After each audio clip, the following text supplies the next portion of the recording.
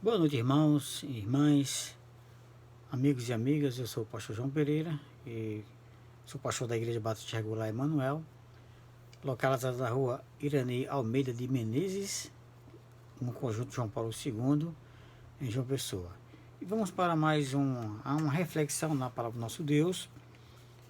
E nós vamos ler então no livro do profeta Esdras, no livro de Esdras, aliás, no livro de Esdras, o escriba, né, e o sacerdote. Então, nós vamos abrir no capítulo 6 do livro de Esdras. E a gente vai ler, então, a partir do versículo 15, que diz assim a palavra do nosso Deus. E acabou-se esta casa no terceiro dia do mês de Adar, no sexto ano do reino do rei Dario. E os filhos de Israel, os sacerdotes, os levitas e o restante dos filhos do cativeiro fizeram a dedicação desta casa de Deus com alegria. E ofereceram para a dedicação desta casa de Deus 100 novilhos, 200 carneiros, 400 cordeiros e 12 cabritos por expiação do pecado de todo Israel, segundo o número das tribos de Israel.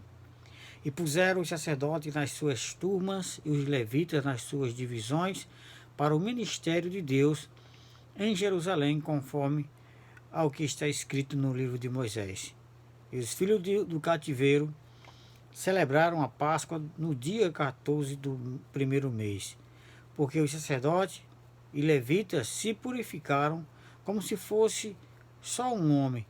Todos estavam limpos e mataram o cordeiro da Páscoa para todos os filhos do cativeiro e para seus irmãos, os sacerdotes, e para si mesmo. Assim comeram a Páscoa os filhos de Israel que tinham voltado do cativeiro, com todos os que com eles se apartaram da imundícia dos gentios da terra, para buscarem o Senhor Deus de Israel. E celebraram a festa dos pães ázimos por 7 dias com alegria, porque o Senhor os tinha alegrado e tinha mudado o coração do rei da Síria a favor deles, para lhes fortalecer as mãos na obra da casa de Deus, o Deus de Israel. Vamos orar. Senhor Deus, pedimos nesse instante que todos os homens e mulheres, jovens, crianças que estão assistindo esse vídeo, que a vossa bênção possa chegar na vida de cada um deles, que eles sejam abençoados com essa palavra e que haja, Senhor Deus, mudança na vida de cada um. É em nome de Jesus que nós oramos. Amém. Desculpa, irmão.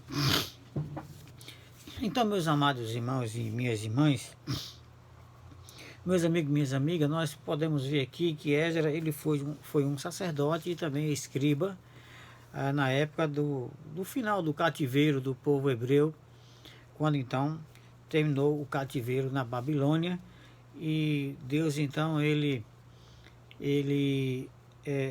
toca o coração do rei Ciro da Pérsia para então liberar o povo a retornarem para Jerusalém e restaurar o templo de Jerusalém, que estava em ruínas. E a gente pode então ver aqui no capítulo 1 desse livro de Esdras, no versículo 3, aliás, versículo 2, capítulo 1, versículo 2, que diz assim: assim diz Ciro, rei da Pérsia, o Senhor Deus dos céus me deu todos os reinos da terra e me encarregou de lhes edificar uma casa em Jerusalém, que está em Judá. Então, quando Nabucodonosor, o rei da Babilônia, ele invadiu Jerusalém, então ele derrubou o templo de Deus, a casa de Deus, levou todos os tesouros da casa do Senhor, que era o templo de Jerusalém, e também levou o povo cativo para a Babilônia. Então, depois de 70 anos, então a Pérsia então já era dominante. Nessa época já tinha dominado os reinos da Babilônia, e então Deus toca no coração do rei Ciro para que o rei Ciro viabilizasse então a restauração ou a reedificação da casa de Deus, ou seja, do templo de Israel, do templo de Jerusalém, que estava em Jerusalém, que estava em ruínas. Então, quando o processo de restauração, porque voltou para Jerusalém uma leva de hebreus, né, de judeus, para então reconstruir o templo, né, e também as suas casas e a cidade. Então, nesse processo de restauração da casa de Deus, quando isso começou, então começaram também muitas lutas e muitas barreiras, muitos obstáculos para que a casa de Deus não fosse restaurada. Então a gente pode ver aqui no capítulo 4 de Esdras, do versículo 13 e 15, quando diz aqui: agora saiba o rei que se aquela cidade se reedificar, os muros se restaurarem, eles não pagarão os direitos, os tributos e os pedágios, e assim danificará a fazenda dos reis. Agora, pois, porquanto somos assalariados do palácio e não nos convém ver a desonra do rei, por isso mandamos avisar ao rei, para que se busque no livro das crônicas de teus pais, e acharás no livro das crônicas, e saberás que aquela foi uma cidade rebelde e danosa ao rei e província, e que nela houve rebelião em tempos antigos, por isso foi aquela cidade destruída. Então veja que os povos vizinhos, quando viram a cidade sendo restaurada, né, e principalmente a casa de Deus sendo restaurada, eles começam então a colocar empecilho para que aquela casa não fosse restaurada, para que o templo não fosse restaurado. Você vai ainda no capítulo 4, do versículo 21, diz: agora, pois, dai ordem para impedirdes aqueles homens, a fim de que não se edifique aquela cidade, até que eu dê ordem. Então o rei então já começa a mudar, né, então a sua decisão, não o rei Ciro, mas outro rei. Aí então o que acontece? O povo que procuraram o rei para pedir que parasse então essa construção, a construção do templo, então eles receberam então a ordem do rei para que aquela obra fosse parada, né? Então eles pararam aquela obra porque o rei disse que fosse parada aquela obra. Então o que acontece, irmãos? Aqui a gente pode ver que era a casa de Deus que estava sendo restaurada. Nós, na Bíblia, somos considerados como o templo do Espírito Santo, a casa de Deus. Então, nossos corpos, ou o que Deus deseja que nós sejamos. Então, se você não é crente, você não é casa de Deus. Mas quando você se converte a Jesus Cristo, quando você recebe o Senhor Jesus Cristo como Senhor e Salvador de sua vida, você passa a ser morada do Espírito Santo. Você passa a ser templo do Espírito Santo. Então, antes da conversão, antes das pessoas se converterem, a casa pode estar em ruína. Essa casa, que é o seu corpo, pode estar em ruína, deteriorado. Pode estar derrubado. E é preciso, então, de uma restauração, de uma vivificação, de uma mudança de vida. Então é essa a vontade que Deus tem para as nossas vidas, de ser restauradas, que a sua vida seja restaurada, porque quem sabe você, meu amigo, minha amiga, você possa meditar agora nesse momento e entender que a sua vida não vai bem, que você está afastado de Deus, que você está distante dos caminhos do Senhor, como aconteceu com o povo de Israel. O povo de Israel, por terem seguido a outros deuses, Deus então permitiu que a Babilônia levasse o povo cativo.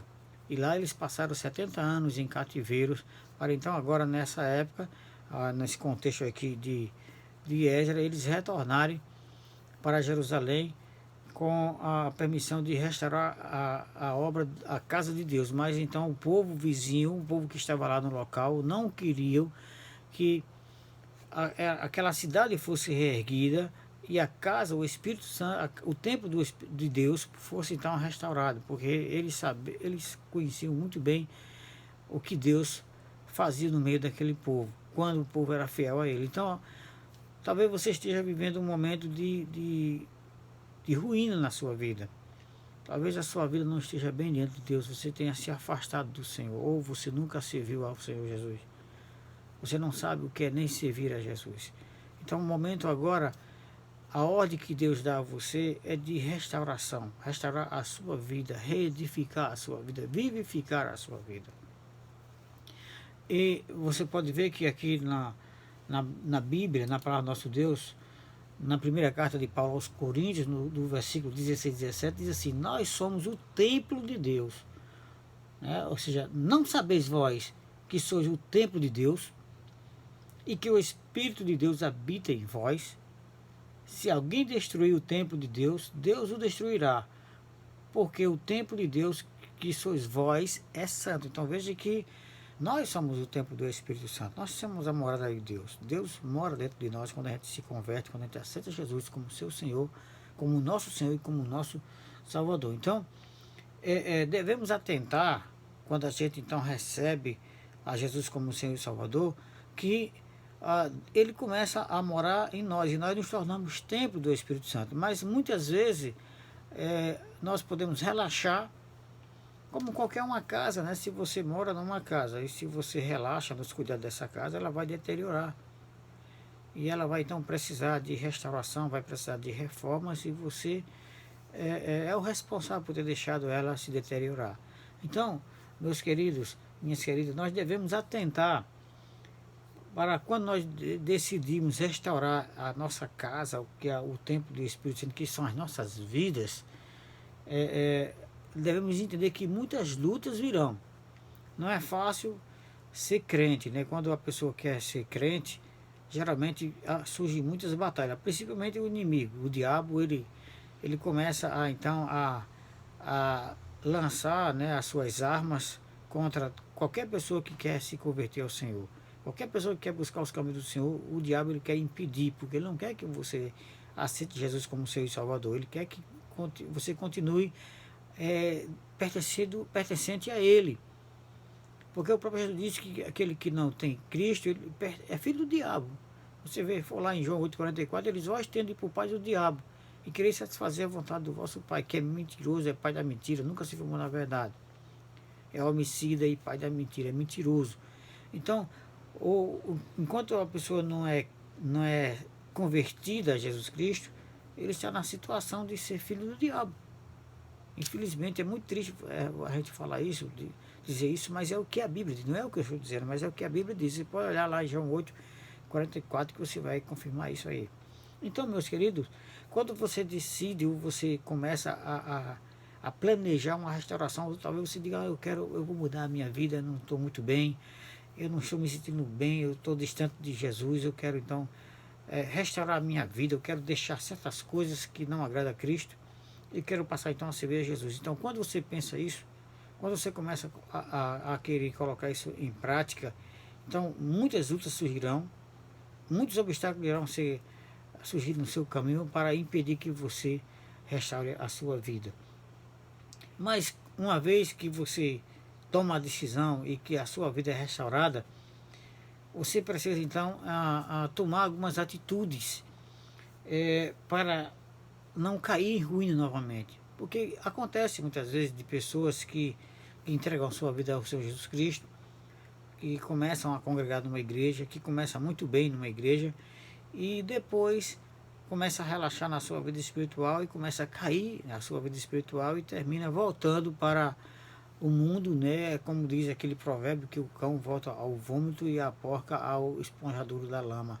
Então, é preciso que a gente tome algumas atitudes para nos mantermos firmes, edificados e não cairmos novamente nas ruínas da vida. E o tema da mensagem dessa noite são as atitudes que devemos tomar após a vida restaurada. Ou seja, depois que você conseguir restaurar a sua vida, você tem que tomar algumas atitudes para manter a sua vida então firme. E que atitudes são essas? Ou quais atitudes são essas? Primeira atitude: se dedicar ao Senhor Jesus Cristo. Essa é a primeira atitude. O versículo 16 aqui do texto de Esdras, capítulo 6, diz assim: e os filhos de Israel, os sacerdotes, os levitas e o restante dos filhos do cativeiro fizeram a dedicação desta casa de Deus com alegria. Ou seja, dedicar é você então se consagrar, é se converter. E a palavra dedicar aqui, ele tem o mesmo sinônimo de consagração. Dedicação tem o mesmo sinônimo de consagração, no sentido espiritual, falando. E a palavra consagração é com o sagrado, com mais o sagrado, que quer dizer estar com Deus, dedicar a sua vida a serviço de Deus. Então, isso é a atitude que você deve continuar ou continuamente estar fazendo para se manter firme diante de Deus. Então, depois que você restaurar a sua vida, que Cristo restaurar a sua vida, que não é nem você, é Cristo que restaurar a sua vida, você precisa então apenas chegar para Jesus e dizer: Jesus, eu quero restaurar a minha vida. Eu quero que o Senhor restaure a minha vida. Eu quero que o Senhor mude a minha vida. Uma vez que você toma essa atitude e com alegria, você deve se dedicar. Agora eu quero servir ao Senhor. Eu sei que vai ter muitas pessoas que vão dizer: era isso, era do mundo, era cachaceiro, era viciado nisso, viciado naquilo, só via fazendo isso, e agora anda com a Bíblia debaixo do braço. Não importa o que as pessoas irão falar de você. O que importa é o que você deve fazer. E uma das atitudes é essa, é você se dedicar com alegria ao Senhor Jesus Cristo. Veja que o versículo 16 dizia: os filhos de Israel, os sacerdotes, os levitas e o restante dos filhos do cativeiro fizeram a dedicação desta casa com alegria. Ou seja, esta casa somos nós, nosso corpo. Você então agora, ó Senhor, eu estou aqui diante do Senhor, oferecendo o meu corpo em sacrifício para dedicação ao Senhor. Eu quero fazer isso com alegria. Não é vir para a igreja com a cara emburrada, não é vir para a igreja triste ou com insatisfação. Você tem que vir com alegria, dedicar a sua vida com alegria. É isso que você deve fazer. E você, essa dedicação, ela envolve também, meus queridos, culto. É você dedicar a sua vida a cultuar ao Senhor Jesus Cristo, a ter comunhão com os irmãos que também professam a sua fé em Jesus Cristo. É você participar de reuniões de oração, dos cultos de oração. É você louvar ao Senhor Deus e também se dedicar no evangelismo, ou seja, na pregação, na divulgação da palavra do nosso Deus. Porque e uma coisa é você estar fazendo isso, você vai ficar firme. Você se dedicando ao Senhor Deus, você vai estar firme nos fundamentos da palavra de Deus. Então, nada poderá mais te derrubar se você então fizer isso. Se você dedicar-se continuamente a Cristo, com alegria, você nunca mais será arruinado. Se você tivesse cuidado de se manter firme. Jesus diz: é como se você tivesse construído a sua casa sobre a rocha, e a rocha é Ele, é Jesus. Lá em Mateus 7, versículo 24 e 25, diz assim: todo aquele, pois, que escuta estas minhas palavras e as pratica, assemelhá-lo-ei ao homem prudente, que edificou a sua casa sobre a rocha. E desceu a chuva, e correram rios, e assopraram ventos, e combateram aquela casa, e não caiu, porque estava edificada sobre a rocha. Mateus 7, 24 e 25. Então é assim que você deve fazer. Essa é a primeira atitude. É dedicar a sua vida ao Senhor Jesus Cristo. A segunda atitude, para se manter firme após a restauração da sua vida, é você então oferecer o melhor para Cristo. Oferecer o melhor que você tem para Jesus. O versículo 17 diz assim, de Esdras capítulo 6: e ofereceram para a dedicação desta casa de Deus 100 novilhos, 200 carneiros, 400 cordeiros e 12 cabritos por expiação do pecado de todo Israel, segundo o número das tribos de Israel. Então veja que o povo, depois que eles se dedicaram a suas vidas ao Senhor Deus, eles ofereceram sacrifício a Deus de animais para expiação do pecado, que era então o ritual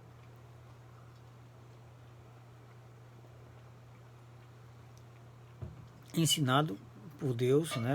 Era a liturgia de culto ensinada por Deus através da palavra dele e da lei de Moisés, que assim ensinou o povo a praticar esse tipo de culto ao seu Deus. Então, naquela época do Velho Testamento, era essa forma de sacrificar, de oferecer o melhor para Deus. Então, o povo, eles não fizeram, não se conteram, né, em oferecer.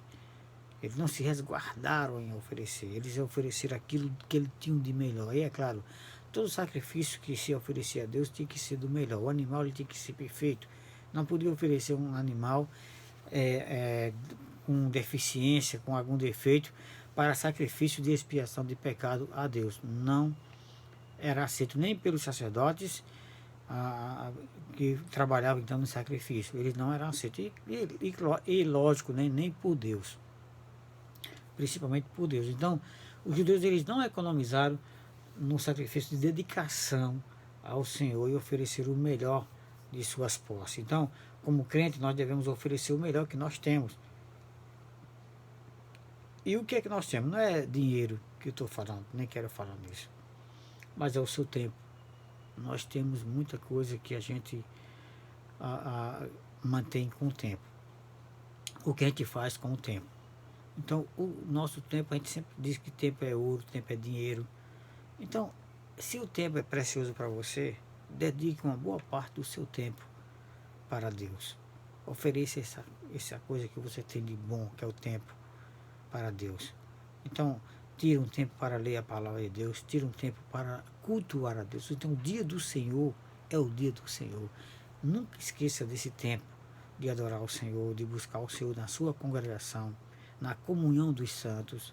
Então, dedique, ofereça o melhor que você tem, que é o seu tempo, para Deus, né? Ofereça isso. Nós temos o que nosso tempo, o louvor, né? Então o melhor louvor, a sua vida, o seu corpo. Então o que você tem? Eu só tenho isso, eu só tenho a minha vida. Então isso, ofereça a sua vida, o melhor que você tem é a sua vida. Ofereça o melhor que você tem para Deus. É como Romanos capítulo 12, que a gente até já citou em outras mensagens aqui, mas é muito interessante esse capítulo 12, versículo 1 e 2, que diz assim: rogo-vos, pois, irmãos, pela compaixão de Deus, que apresenteis os vossos corpos em sacrifício vivo, santo e agradável a Deus, que é o vosso culto racional. E não sedes conformado com este mundo, mas sede transformado pela renovação do vosso entendimento, para que experimenteis qual seja a boa, agradável e perfeita vontade de Deus. Então, o nosso corpo em sacrifício vivo. Olha o que o texto está dizendo, é em sacrifício vivo. Então não adianta você, não, depois que eu morrer, quero que faça um culto bonito, ou uma missa, ou uma celebração religiosa bonita. Não adianta, meu amado, minha amada. O momento de você oferecer o melhor que você tem agora, que é a sua vida. É por isso que Jesus diz: o que é que eu vou me dar pela sua vida? Não é isso? Nós daremos qualquer coisa para nossas vidas. A nossa vida não tem preço. O único preço que a nossa vida tem é o sangue de Cristo. Só quem compra a nossa vida é Jesus. Ele já comprou. Ele pagou caro pelas nossas vidas, através do seu sangue. Então, isso é o que você tem de mais precioso. Então, ofereça então a sua vida a Jesus. Diga: Senhor, está aqui minha vida em sacrifício agora ao Senhor. Vivo, separado, santo e agradável ao Senhor. Ou seja, que seja agradável ao Senhor, não do seu jeito, porque tem muita gente que diz: não, eu quero oferecer minha vida a Jesus, mas do meu jeito. Eu quero continuar fazendo as coisas que eu gosto, mas que não condiz com o andar do crente, não condiz com a vida do crente ou com os ensinamentos da palavra, mas as pessoas querem continuar do mesmo jeito. Por isso que tem muitas coisas aí que eu não vejo nessas pessoas certas mudanças, né? Porque eles querem colocar aquilo que eles gostavam no mundo, o que eles viviam no mundo, para dentro da igreja. Então, meus queridos, a igreja é o corpo de Cristo. E o corpo de Cristo não recebe corpo estranho, ou algo que contamine o seu corpo. E não devemos trazer para o corpo de Cristo aquilo que contamina. Então as coisas que são do mundo, elas são do mundo. Por isso que Jesus diz, não ameis o mundo, nem o que no mundo há. Lá em 1 João capítulo 2, não é isso? Diz, não ameis no mundo nem o que no mundo há, porque o mundo passa os seus desejos, né, as concupiscências, os desejos, mas aquele que faz a vontade do Senhor permanece para sempre. Então nós devemos então dedicar o melhor para o Senhor Jesus Cristo, que é a nossa vida em sacrifício vivo, santo e agradável a Ele, não a nós. Mas será que eu estou agradando ao Senhor? É assim que nós devemos pensar em adorar a Deus, em cultuar a Deus. É pensar que nós estamos cultuando de forma agradável a Ele. E como a gente faz isso? Através da sua palavra. É o terceiro ponto que a gente vai ver aqui.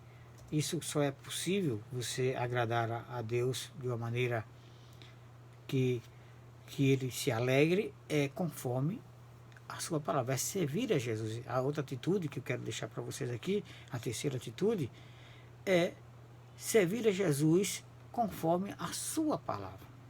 Então, só lembrando aqui, né, a primeira atitude é se dedicar ao Senhor Jesus Cristo.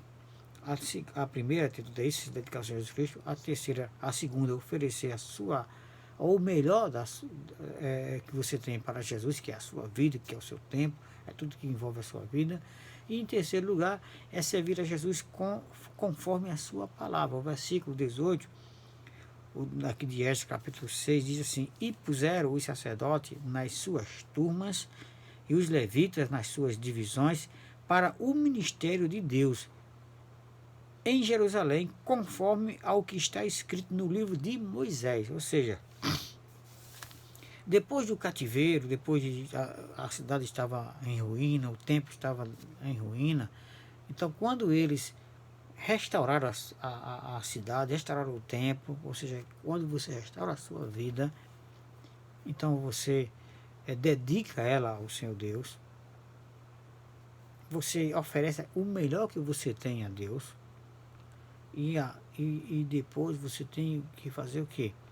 Você tem que cultuar, de servir a Deus conforme os ensinamentos da sua palavra. Veja que o povo lá de Israel, eles voltaram a praticar o culto a Deus conforme a lei de Moisés, conforme a palavra de Deus, e não do jeito que eles talvez tenham aprendido, porque tem muitos daqueles daquelas famílias que não praticaram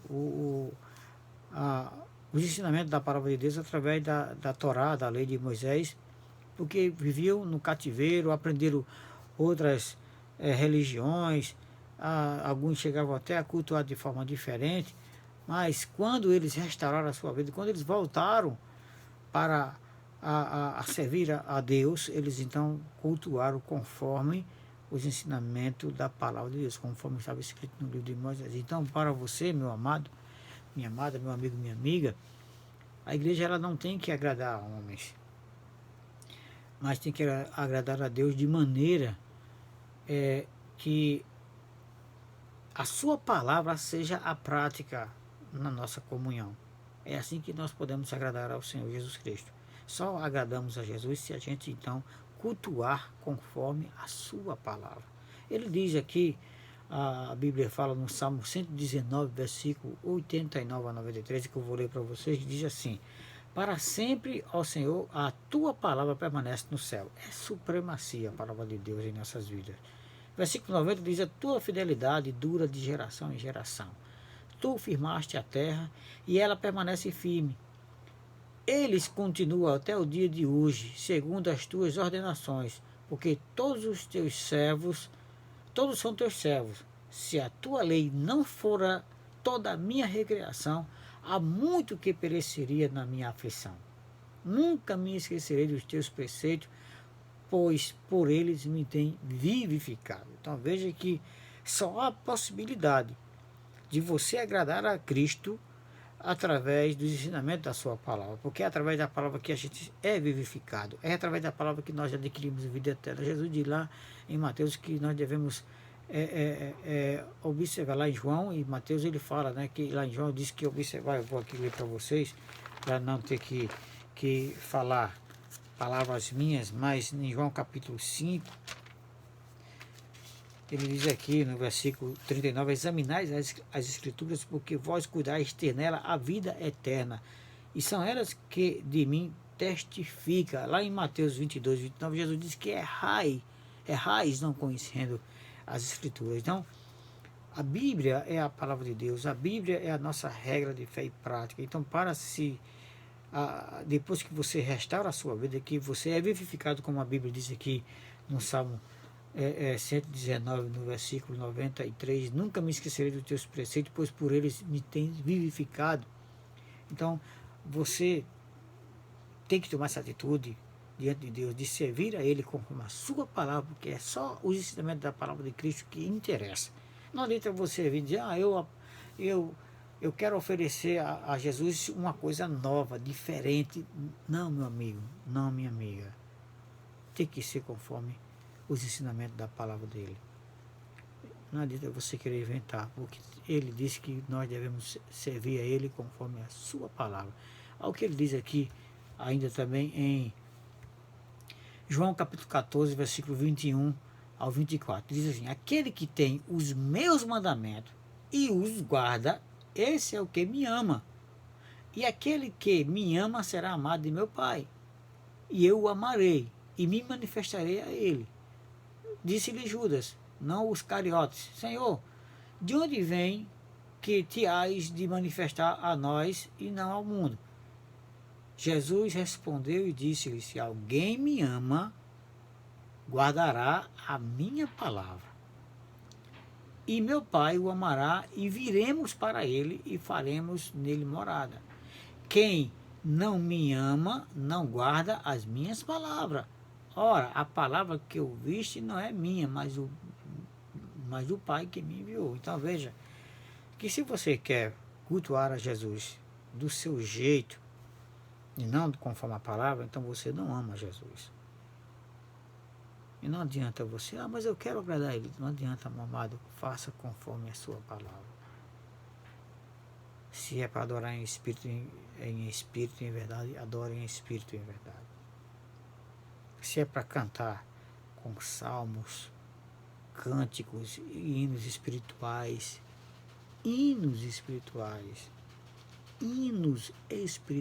não hinos carnais. Cante ao Senhor com hinos espirituais.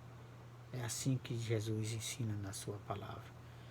E essa atitude, ela requer purificação.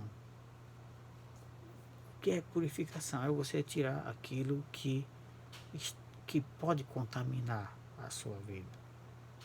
No versículo 20, voltando para o livro de Esdras, no capítulo 6, ele diz, porque os sacerdotes e levitas se purificaram como se fosse um só homem.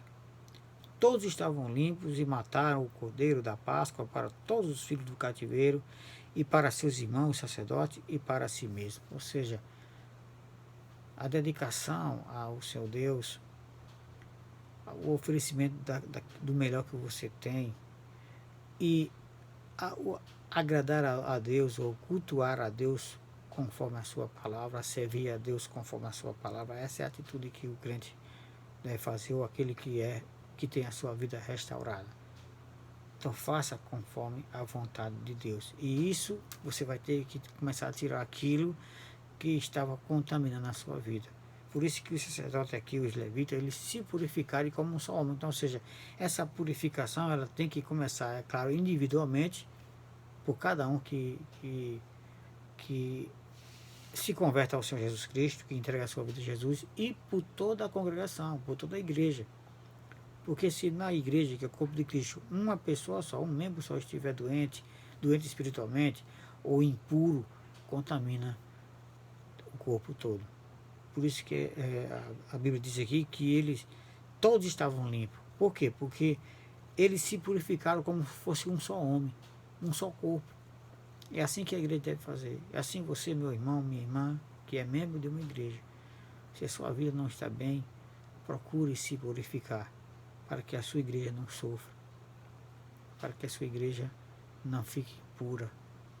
E você, em particular, é que deve começar a tomar essa atitude de purificar, procurar se purificar a si mesmo, se afastando daquilo que contamina a tua vida espiritual, que contamina a tua alma.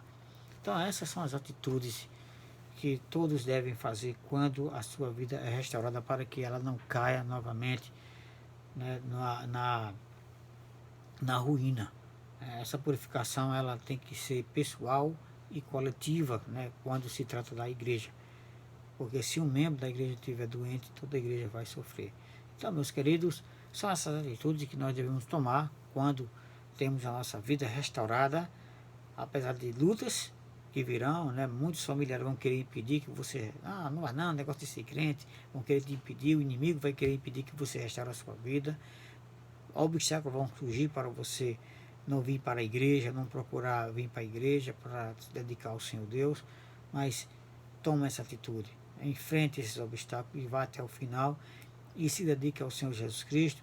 Ofereça o melhor que você tem, que é a sua vida a Jesus Cristo, e sirva a Jesus conforme a sua palavra. Esse é o ensinamento que ele deixa para todos nós nessa noite. Então, que Deus abençoe a vocês, que Deus possa curar aqueles que estão enfermos, e ore, vamos orar, todos que podem orar, orem por todas as pessoas, por todo o nosso planeta, né, pelas pessoas, para que Deus possa aplacar a sua ira e destruir esse vírus que está assolando todas as nações.